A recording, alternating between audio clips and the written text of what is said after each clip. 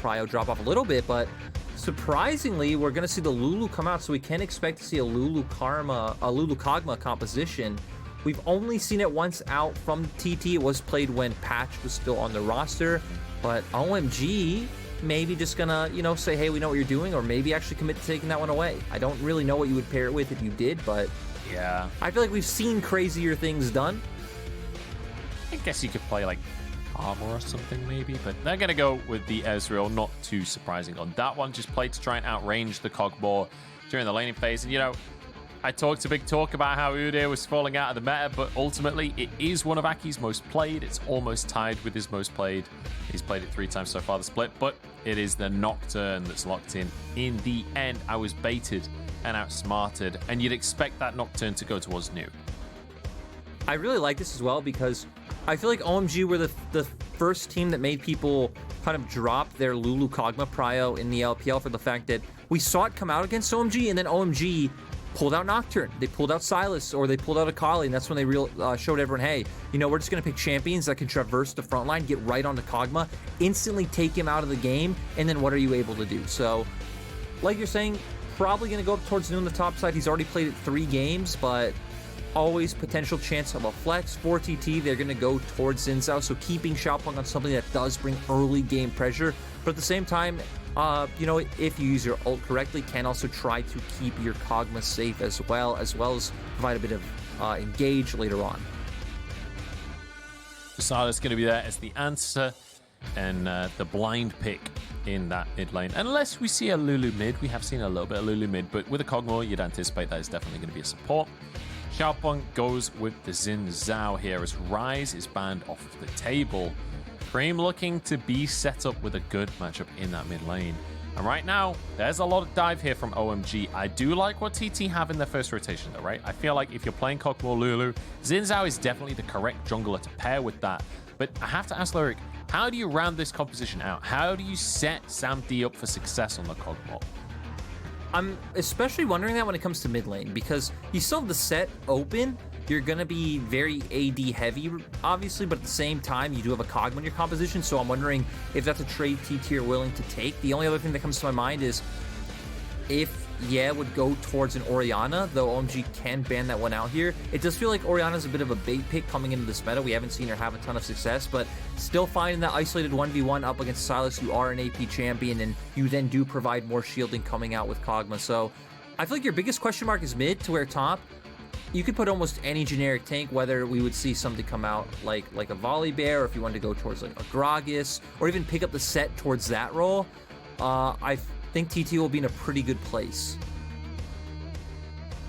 Certainly could be an option, as it was the Zoe banned away from and we'll see where they go with the Karma ban coming on through as well. So Karma Ezreal taken off the board. I understand that. Karma Ezreal pretty obnoxious to play against in that bottom side. The Orianna could be a pick. We've seen play that this split already, but let's look at OMG first, as it looks like surely not. I don't know. I'm not going to speak until that's locked in, Lyric. Sure, I'm too excited. Could it actually be a Trundle? Do we get to see the Trundle?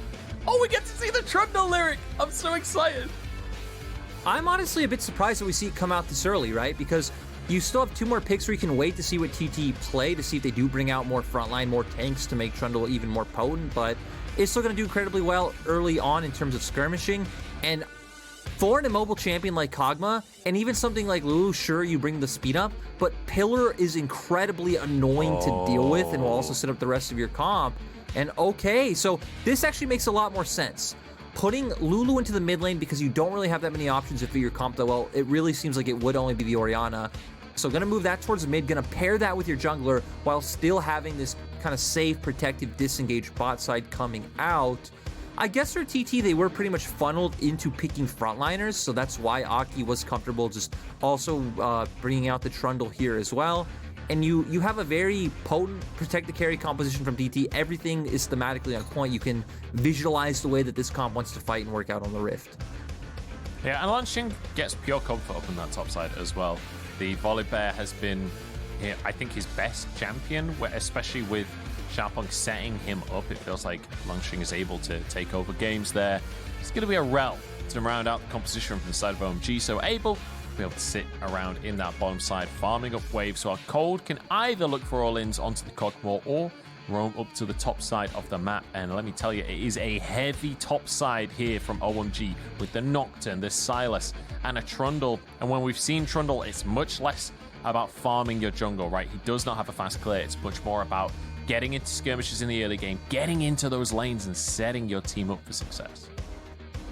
And, you know, we were talking about comfort for Langx, but also Cold coming out with the Rell, I think, is incredibly important. It's his most played champion this split, and it's actually the 4th most banned champion against OMG. So teams having a lot of respect for him and his Rell. I don't expect it to be a lot about finding those engages early on in bottom lane.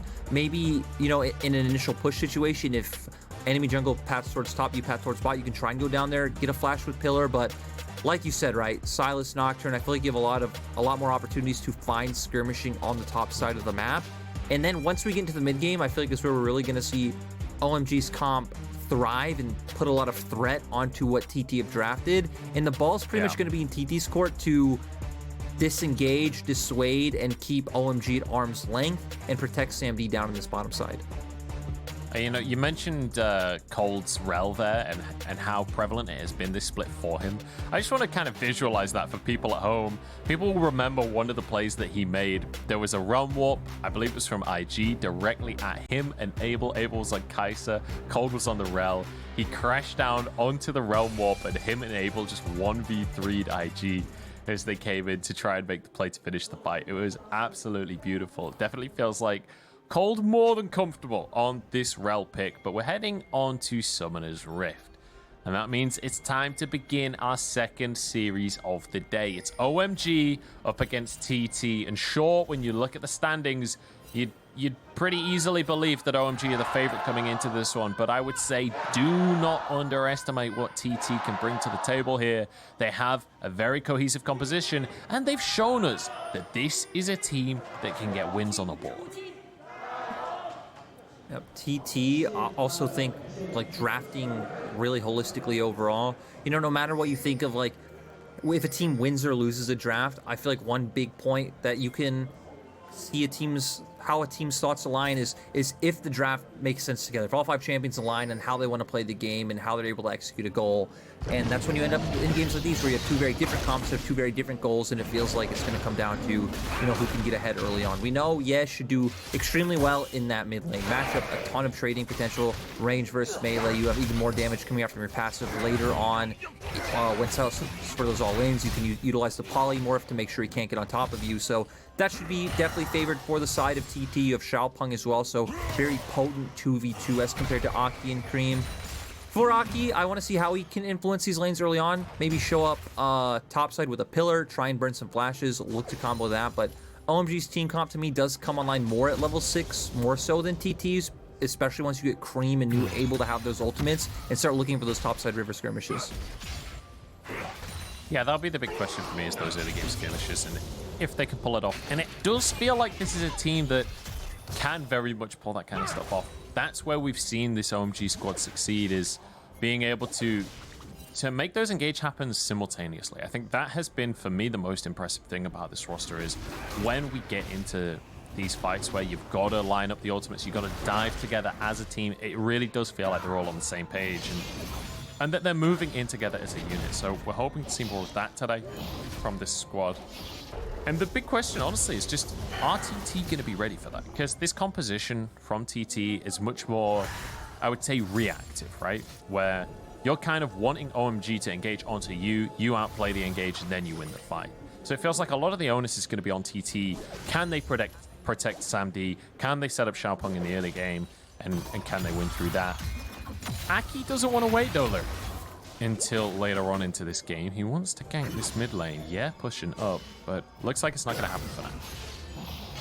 I like that he opted out of it. I think that could have been a very dangerous choice. You go for the gank, sure you drop pillar, but, you know, speed up, polymorph comes out. Also, you know where Xiaopeng is, right? You're around top crab, he must be around bot crab. That 2v2 can break out, and I think that could be pretty risky for the side of TT, especially with how low Creme was by the time Aki was looking for that gank. So mid lane going as we'd expect. Creme going to be forced to burn a teleport, and OMG doing good so far to utilize their early prio around mid and bot. Now Xiaopeng just going to default back to farming. I'm really curious to see if we're going to see Xiaopeng do something like contest second blue respawn with the fact that he is mid-prio, because sure, you do have a lot of strong early skirmishing power, but for OMG, they do have a lot of engage and lockdown. So you walk too far forward, you know, maybe you walk into a Trundle, he pillars off the rest of your team, Creme's able to come with Abscond Abduct and then Cold following up. I think for OMG, their comp has a lot of early lane prios. The question is, how can they utilize it against such like a high kill threat team like OMG's champions? He's trying to make his way to the top side, but he's going to be spotted. Sweeps away the ward, clears that one out for himself. And I will say I'm curious about how this lane matchup goes, because, you know, Lulu kind of notorious as one of these support mid laners, right? But does have a reasonable amount of harass. I feel like Silas, though, should have enough sustain. Maybe the first couple of levels are rough for him, but it feels like, generally speaking, this should be a pretty Silas-favored matchup. I actually feel like, so Lulu might be an enchanter kind of supported mid laner, right? But she is a full-on lane bully. You actually do win in quite a lot of matchups. Seriously, the amount of damage you get out of your passive, in my mind, is actually pretty insane. But you're right, because we do expect her to build supportive, kind of the longer the lane goes, the more negligible the damage will become for Creme. He still should never have really any solo kill pressure on Lulu, especially once we get to level 6 and the wild growth comes out. But Yes should always be able to define how this lane goes until we start getting into, you know, like components of items coming out. I think around like the level like 8-9 mark, Silas probably will have enough to just be able to ignore her, probably just clear the wave and start looking to roam. Well, Xiaopeng has moved his way down towards his bottom side of the map, and he will start this Drake up. And I mean, yeah, it's going to go for the reset, but he does have TP available. Aki is well aware of what's going on here. They know that the dragon has been started. They had a ward as it started, but I don't think they'll be able to get here in time to contest for this one, with Pudding there alongside Xiaopeng, helping him out. Did the Drake just kind of reset but not reset? Just do a knockback again? That was kind of strange. That it was, and oh, we actually pan off bot lane as nothing happens, actually. We do see Xiaopeng back away, but I'm a little bit surprised, because TT are actually just doing the stock and standard with their composition. You know, here in the LPL, when you have lanes that have prio, my mind just instantly goes to, okay, where are we invading? Where are we fighting? What's going on? But TT realized, hey, we don't actually need to force any of that stuff with our prio. We can just utilize that to enhance our scaling even more. Just keep on farming, keep stacking these neutral objectives like Drakes. They do that, and they're just going to be fine. They're completely happy with laning phases being isolated because they are doing so well in those 1v1s. And as long as any early 2v2s or 3v3s don't break out, it feels like TT are just passively winning more and more. New and launching, going for a bit of a heavy trade on the top side. It's going to be pretty even across the board, honestly. Like, CS numbers, pretty much exactly even. Literally in every single lane. Even in support, the CS numbers are basically even here. And we have an exceptionally quiet early game for ourselves here, Mr. Lyric. But we'll see if that continues, because the thing that you mentioned earlier was OMG's level 6 is one of the most important parts of this game, because Silas hitting level 6, with Nocturne especially hitting level 6, does feel like they can start to enact themselves on the map. And Herald is going to come up in 30 seconds. I feel like that could be the catalyst here for OMG. Yeah, and that's where you really want to see them take advantage, right? Because when we're talking about the game being even right now, right, the longer this game goes, a game being even is actually a slight gold advantage for TT, with the fact that they do outscale, with the fact that their comp actually does work really well into what OMG have picked. Nocturne comes out on the cog, but guess what? Braum's right next to him. You also have a wild growth. You have champions like Volibear that can just kind of stand next to their kog'maw, play this peeling role, you turn, you kill the Nocturne. TT's comp, I feel like, has a lot of great tools to deal with what OMG have drafted, so you hope to see OMG be the one to force when the opportunity presents itself, but TT right now, utilizing their bot lane prio, making their way up first. They have tempo advantage. OMG are positioned to fight, though, especially New does have his ultimate available.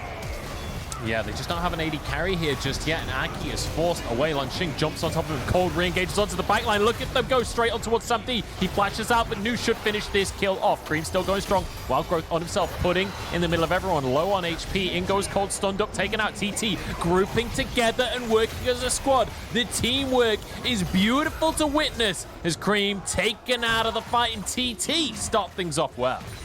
It's funny because I don't know if that's how it's supposed to go according to plan. All of your members flashing forward, leaving Sam D behind. Sam D also flashed forward because I think he realized, hey, I can't be standing by myself here, guys. Still ends up going down, but we see the strength of, I mean, you have all the empowerments coming out from Yez. I'm going to stop because OMG still want to contest this. TT actually are still pretty far away from finishing off this Herald. Yeah, Aki is here as well. The eye should go down. There's the smite. Xiaopeng gets the Herald for himself at the cost of his life. TP comes through from Creme as well. But, oh, the Glitter Lance just ruins everything. Frozen Domain, though. A pillar should come out. Langx, I don't think he'll get away from this one. The stun comes through. The damage should be there. He's walking away, though. The shield is there from Braum. Pudding can't protect him forever. Abel gets the kill. Pudding trying to answer it with the passive, and yeah, gets one. Creme trying to answer. Gets one for himself. Turns it around. It's dicey, but OMG get it.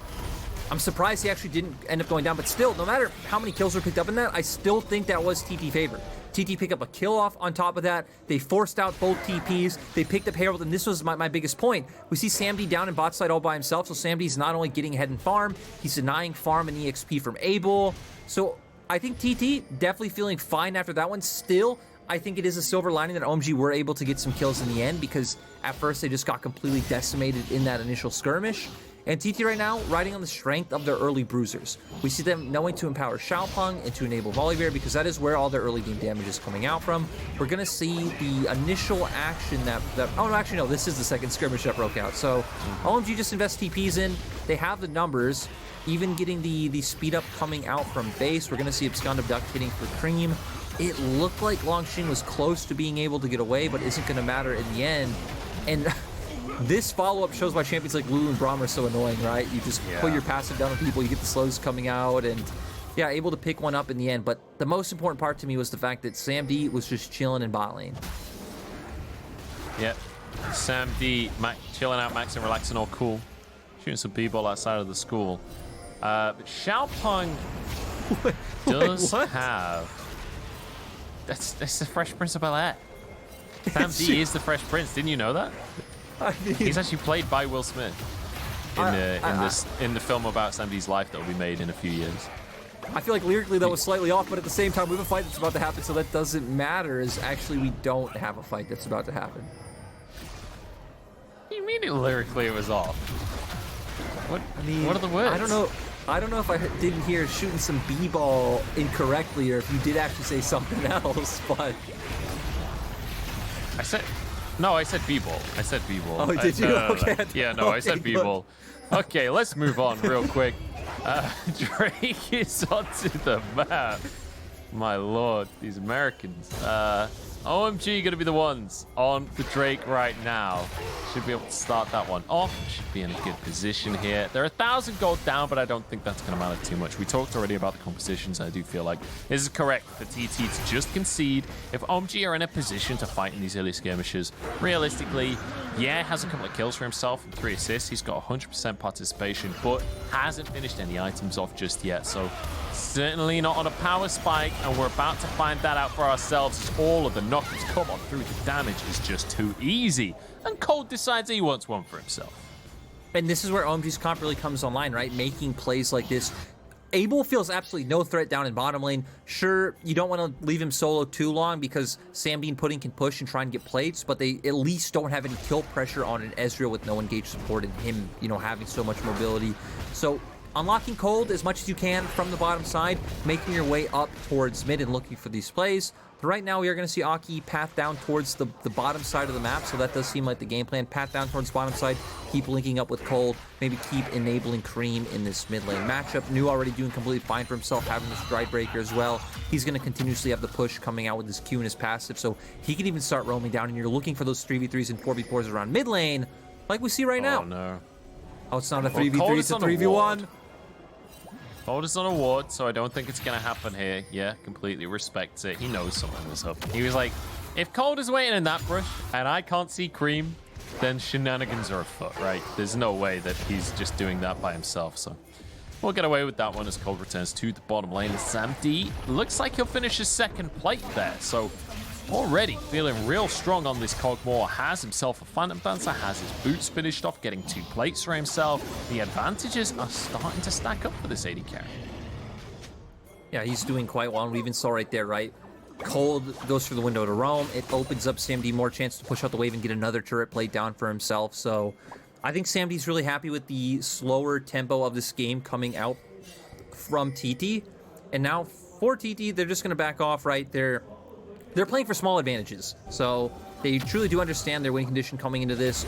Look to get more farm in your lanes, hover around, look for resets, put some vision down. Just wait for the next neutral to come up. Get in that formation that we saw in the first fight, which, again, maybe not executed correctly per se by all jumping forward, but they punished OMG's mistakes. They won out in that fight, and I think you can just keep looking to do the same thing, rinse and repeat. Yeah, 5-5 on the scoreboard, though. Relatively even so far, so it does feel like... It feels like these fights are going to be down to execution, ultimately. And that's what I love to witness, right? Because I don't think either team has a massive compositional advantage. It just depends on at which point in the game they're fighting, right? On whose composition is going to be stronger. It does feel like there's enough agency and enough individual outplay opportunity during these team fights that we get to see some of these players shine. Creme, obviously, we're going to be looking at, but Abel as well on the Ezreal, you really can pop off. We get to see New on this Nocturne, which has been one of his most played. In fact, I think it is his most played of the split. It's something he's clearly very comfortable on. And we get to see SamD set up for success, who is a player that, you know, on V5, he was regularly set up for success. On that V5 roster that had all of the success in that split, SamD was one of the premier carries, and sure, since then he's not had the greatest performances consistently, but when the team plays through him, he can shine. Yeah, and for OMG, oh god, Creme's gonna find this. Hang on.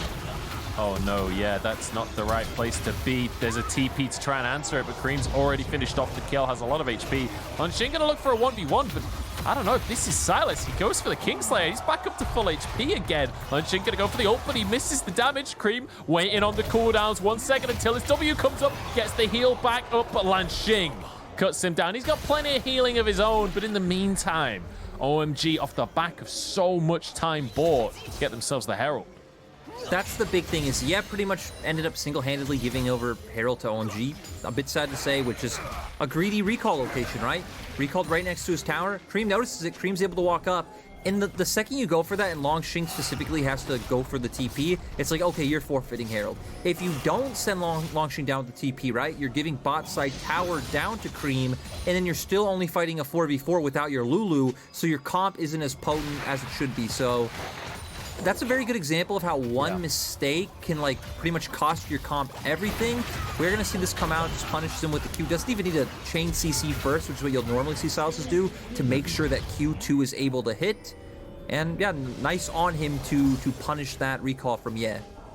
And I think a really important factor as well, you're talking about kind of the chain of events. Let's just entertain the idea that Langshin doesn't TP to contest Creme on the tower, right? It's not even just that Creme gets bot lane tower. It's Creme has TP. So it's not even a 4v4 for Herald. You still lose the Herald in both scenarios. Just this way you don't lose a Herald and potentially a bottom lane tower as well. So I feel like it was the only option available for TT to have to answer the play on the bot side with their TP. Lose the Herald, and now that Herald will go in the bot side. The tower that we were talking about will get charged. Creme should finish that one off. Drake is on the map as well. So with Herald pushing beyond the tier 1, you'd expect OMG are the ones that should be able to pick that Drake up.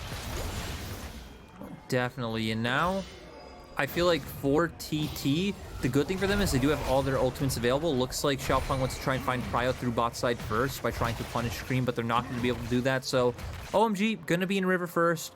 TT's composition not phenomenal at running into OMG. You're just going to get into this position where you're running forward. You're going to give New a chance to find the paranoia. And I feel like, importantly, what we're looking for OMG is what you were hitting on our early game that you love about them, is the coordinated dive into the back line to come out. It is going to be difficult, though. Yeah, and Pudding, both of them literally on champions designed to keep SamD alive. You can see the Shurelia's finish for Yeah. You can see the Aegis finish for Pudding. Both items to try and keep SamD alive. Question is, will they be able to make it happen? They start the Drake off. They immediately change their mind as OMG threaten a fight. It does feel like TT are rightly nervous to fight at this point. And I think TT are just defaulting back to the standard steps, right? You default back to mid, push it out. Now you're putting threat onto OMG by forcing the tower, and they're doing exactly what their comp wanted to do. They're trying to put OMG in a tough place to where they either lose something or have to engage into TT, which is exactly what TT are looking for, and they don't. TT just get that objective for free. Yep, they get themselves that mid tower, and they start to threaten a tier 2, right? They push that wave. If OMG doesn't answer, they could threaten a tier 2, but they don't want to lose this Drake. Just remember, this is a Cloud Drake. I feel like TT would actually be better just committing to the tier 2 in the mid lane, see if they can just get a cheeky tower off the back of unfortunate macro from OMG, who are continuing to just sit on the Drake. They're taking a lot of damage. Aki is down to half HP almost exclusively from the Drake. Langx on the flank is looking for Creme, but maybe he'll be caught himself. Great CC chain coming through, and he has to ult defensively to get himself away. The Drake reset, and that's really what Langx was looking for. And the big thing is, I don't actually think Langx in general should be looking for flanks, but with the fact that TT are the ones who have to walk in, they're trying to pull OMG out of that position to get that fight. But Cole... Oh my goodness, he's done it. Xiaopeng gets the 50-50, and now Cole's on the back line. They're looking to make the team fight happen. Pudding with a stopwatch surely goes down to follow it, but it's traded for Creme. I'd say that's a win for TT. They're more than happy to back away and take that as a dub. And TT are just benefiting so much off the pace of the game, off what I think, again, is a really well put together draft where they have such an ease of execution. They are fine just hanging out, getting farm, putting down vision, waiting for that neutral to come up, and then just pushing OMG into the position where they have to come into them. But as you highlighted, starting it off, Xiaopeng getting the steal, just instantly comes out with the W into the smite. Just really nice from him. Just no smite coming out from Aki in time. We're going to see an engage come out onto the kog'maw, but they aren't able to keep him down. Flash does come out, and Samdi's able to get knocked away. Sure, Pudding goes down, but you're able to find a return kill in the end. And then you're the team that has more DPS continuing on in the fight with Creme going down. Pudding just going all Boromir, right? He's more than happy to die for the cause. He wants to redeem himself. He wants to prove himself on this roster, taking arrows for his captain in Samdi. But now Baron is onto the map with 7-7 on the scoreline. Gold just about even, 1,000 in favor of TT, but at 21 minutes, 1,000 gold, not going to be much of a game breaker here. The important thing that we've got to talk about is the items coming, because Samdi now on 2 items. He's finished his mythic, but the same can be said for Abel. And when you look across the map, there isn't really any significant noticeable item differences in terms of how far on the build, aside from in that support role where Pudding already has his Aegis, already has this tier 2 boost as well. Cold has not finished his mythic just yet. Yeah, I don't feel like this game so far, or even at all, should come down to math diff. It's going to come out to how these team compositions want to interact into each other. So we see OMG realizing what they want to do, right? It's going to become too hard to just jump 5v5 into TT, so they need to use their side pressure and punish sides, keep punishing like they've been doing. Great Everfrost onto but double TPs come as Creme jumps into the brush. He is spotted on a ward, steals away the Volibear ult for himself. And it looks like a disengage from TT. And this is what we're consistently seeing in these fights from TT, right? Little bursts, get whoever's in trouble to safety, disengage the fight. That seems to be the consistent strategy.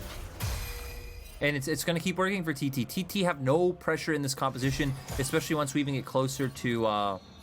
or is it the Chemtech Putrefier coming out for, gonna have more Grievous Wounds to punish people like Creme on the Silas. And for OMG, we see them trying to punish in that side lane. The big thing was TT were hovering up towards that side because Baron was spawning, so a bit awkward to try and be able to find a pick on the Lulu. Also the interaction we talked about earlier with Wildgrove. Gonna be very hard for Creme to find a solo kill if it's just at, 100% HP at this point in time. So I feel like what you're trying to do is OMG is roam Nocturne over, try and find that 3-on-1 gank in a side lane. Nocturne hold in, Aki come from around a brush, find that kill, pull TT apart, try and find numbers advantages, and that's when you try to commit members like Nocturne and Silas onto the kog'maw. I don't think if you're just walking both teams down mid or both teams into river, it's going to be easy for OMG to find an angle. You're pretty much going to be relying on TT making a massive mistake. Well, we have seen strategies like that. I thought that was Langx for a second there. I was very confused, but it was Creme. Obviously, just using that ultimate because it was about to time out. don't read too much into that one, ladies and gents. Then it's going to be just TT, rinse and repeating. And it feels like the slower and steadier this game is, the better it is for TT. And the more we're watching this one, I feel like OMG have got to get creative here. They've got to find a way to separate TT, make them play multiple lanes, make them challenge in these 1v1s and find themselves out of position. Speaking of which, Langx looking for a dive onto new 1v1, but the rest of the team is here. A bit of a blunder here from Langx, but almost gets a solo kill. Oh my days, new playing with fire on that one. But Langx suddenly alone, surely will go down on this one. Gets himself a shield. The guy is basically invincible. Actually, this is just a Trundle and a Rell. The bear is taking on the world. Langx, now the 1,000 pierced bear after the amount of attacks that he's just soaked up for his team. That was unbelievable. I was going to say that might technically be a mistake coming out from Langx, but he was just absolutely playing with them. They couldn't do anything. Dragon's about to come up. TT's already on the bottom side of the map. It looks like OMG are just going to consciously give this one up. Maybe to try to dissuade them, it looks like OMG are actually threatening Baron. I don't think OMG will actually commit to Baron, but they do have numbers advantage, and they do want to make sure that TT doesn't do that next Drake. Yeah, we see, look how slow it is. Managed to get a tower in the bot side. There was a tier 2 taken in the mid lane as well. This is the engage. They managed to break TT apart. Creme on the flank. Everfrost in on back line. Doesn't quite hit, though. Putting alone on this front line. In fact, it's Xiaopeng. Creme trying to do the damage. Has himself that Crescent Garden. Abel jumps forward for the kill. Beautiful little Ezreal play. Coming out from the veteran AD carrier. Now OMG have the chance. The enemy jungler is down. And they move over to the purple word. Abel is crazy, man. You just jumped into 4 people. Like, was able to get the kill. Looked nice in the end, but I feel like that could have gone very differently. TT still having 4 members up. They can contest this because OMG are going to be the team taking damage from Baron. Langx stepping forwards here, putting alongside him, but low on HP. Everfrost across. There's a Magnet Storm as well. And OMG just put everyone in the meat grinder. And Langx in a 1 versus 4 can't do quite the same thing. kog'maw passive will get one, but it's the triple kill for Abel to set OMG up. They're now in the lead for the first time this game, and they'll grab themselves a Baron on top. In the end, it is the quick wit and punishing of mistakes that look like could potentially give OMG this game, right? We see Langx go for that dive in top lane. He might buy a ton of time, but they still get the kill. They have numbers advantage. And I think it should take their comp a decent amount of time to do Baron, but they realize, hey, we can still force them to come fight us. We have confidence we can find the pick with the amount of engagement that we have. They're able to do that. They're able to actually end up finding this skirmish, which is what's going to give them the Baron in the end. We saw there's nowhere for SamD to go. He doesn't have flash at this point. It's pretty much just field to his fate. So do you feel like at this point that was just a mistake from TT, like trying to contest the Baron? Like after Xiaopeng is already down, do you think trying to contest the Baron at all was just a mistake, or do you think that was something that they could realistically contest and just got caught slightly out of position? You have to contest Baron, because if you don't, if you give OMG free Baron when they have this comp that has like pressure with sides and you want them running into, they'll always have they'll always be able to push waves, so they'll always be able to be on objectives first. So TT had to contest. Okay, so it's less about the siege that Baron offers and more about the priority in the lanes that allows you to get more off the back of the Baron. So even though it's the Baron that theoretically affects the lanes, it's more about the neutral objectives off the back of it that OMG are going to be able to get. Creme looking for Xiaopeng in the jungle. He will back away, keep himself alive. You can see New split pushing in the bottom side right here. And Abel gets to just sit on the tower. He's an Ezreal, loves to be in these situations where he can just consistently blast out those Qs and Ws, deal damage, and rotate to the bottom side. OMG looking for a pick onto Langx. He is tanky and has to use that ult to give himself safety. Cold could have gone too far on this one. Has to use his Aegis. Will go into that golden stasis as well. Paranoia to buy space and time as Abel again ease towards TT aggressively.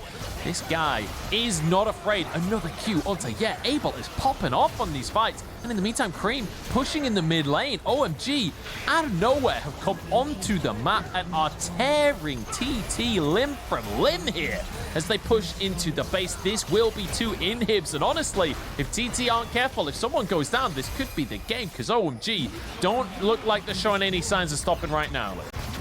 I mean, the fact that one mistake turns into a Baron, turns into multiple turrets and 2 inhibitors is insane. And it all goes down to the confidence of OMG and their decisiveness, right? They were ready to make that play. They realized, hey, we might not be able to do the Baron the fastest at this point, but we can still get what we want. And now they're taking everything on the map. TT might be on sole point, but I actually don't really feel like it matters too much with the advantage that OMG have.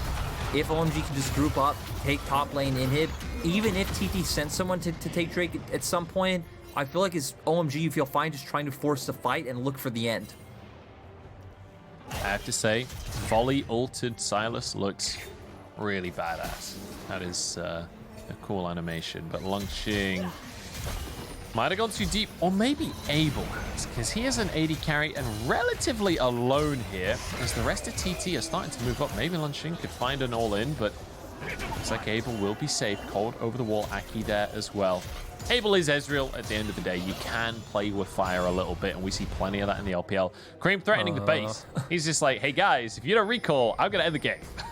Yeah, and I mean, also giving OMG a massive tempo advantage. Ooh, okay, Sam B not gonna be spotted or caught out by Creme because that could have been really awkward. But with the push they get mid bot, it's gonna open up top lane turret. So OMG doing a fantastic job now of like synchronizing these waves, pulling TT across the map, and opening themselves up to be able to take these structures. Oh god, Langx. And that's the big tank. Creme able to just half health him so easily. Kind of terrifying to have to deal with. And on the top side, Abel is just, he's monstrously huge. He's picking up all of the kills in these fights. He has so many items that it's really, really difficult to contest him. Even without the Baron, like the Super's pushing in, yeah, taking a true shot barrage to the face. The Essence Flux onto the tower. Well, I mean, it's almost down. Langx on the flank, though. Maybe they get onto Abel. This is the pick that they needed. The cleanse used, but Gumba stop onto the AD carry. And 1,000 gold into Langx's pocket. Creme's in the base. They're just going to end things. I think Nu is alongside him there, and they should be able to just end the game. Sod your flank, Langx. OMG, they just want to take down the Nexus. And that is so heartbreaking for TT. Man, I love the calls coming out from OMG at the end of this one, from the Baron to like how they're setting up waves to threaten the base, to just going for that one. They're like, hey, Volibear's back there. They're all running forward. You know, we're Sylas and Nocturne. We're still just sitting in their base. They go for the end. It goes back to that initial call you said of, you know, Creme's just thinking, hey, if you guys don't back, I'm just going to end the game. That is pretty much what just ended up happening. Yeah, to be honest, when I said that, I didn't expect that to actually transpire. I was not anticipating that in 30 seconds time, that was going to be exactly what happened. But hey, TT committed at the top side, and immediately OMG are like, all right, we've got supers. Yeah, no worries. We'll just kill the Nexus then. Thanks, I guess. I like that we had like this like super, we had this like super scaly, like tempered pace game that like the very end just became a mess, an amazing mess that I loved. But hey, look, that's exactly what this OMG squad does, and I love watching it so much. These kind of fights where it is messy, it's like their comfort zone. It feels like they are willing to bring that chaos to the game. And I'm not gonna lie, throughout the early game, I was really worried for OMG in that one. It felt like everything was going even, everything was really slow paced, and every single win we've seen from OMG this split has been fast paced gameplay, right? We have not seen them winning through late game and through scaling. That's not the win condition we see from this team. So I was feeling a little nervous for them. But then, obviously, we saw the plays around the mid game. We saw the plays around the Baron. All flipped it in their favor, and then they just take over. And the second this team smells blood, the second this team gets a little bit of control of the game, they just take over. The big thing is, one, they were adaptable, right? I think we saw 2 5v5s early on that they didn't win, and TT were able to walk away. Maybe it was a 1-for-1 both times, but TT were able to walk away with the objective. They were able to win with higher health bars. So OMG quickly realized, hey, we can't fight 5v5s anymore. We need to find picks first, turn that into, you know, numbers advantages like we saw at Baron. And then the biggest thing is when OMG have a lead, I just really like seeing how they play the map, because the way they utilize Baron at the end of, like, you know, constantly having Creme and Nu threaten to like pull them away from top side so they get top lane turret, and then TT are in this awkward position of they have to like pick where to make plays. It was just really nice to see, and we know OMG have credited Cold for being the one to make a lot of these decisions, and overall it's just so surprising how, sure, they did end up changing some players, but it just blows my mind of like how much more coordinated and better on the map OMG have become as well. Yeah, it's honestly an incredibly impressive transformation from split to split to see this level of upgrade in map play when so much of the team is the same. It's just the carries in mid and bot that was swapped out, but hey, it feels like it's working extremely well for them right now. And again, I am incredibly excited to see the rest of the split for this team, but TT cannot be counted out just yet. I do think that this composition was maybe a little too defensive, right? A little too passive in the early game, because when you're against a team like OMG that can just take over the game like that, if you do concede the early game and concede the mid game, well, things can fall apart pretty quickly. And I don't think these late game compositions is where we've seen TT succeed in the past.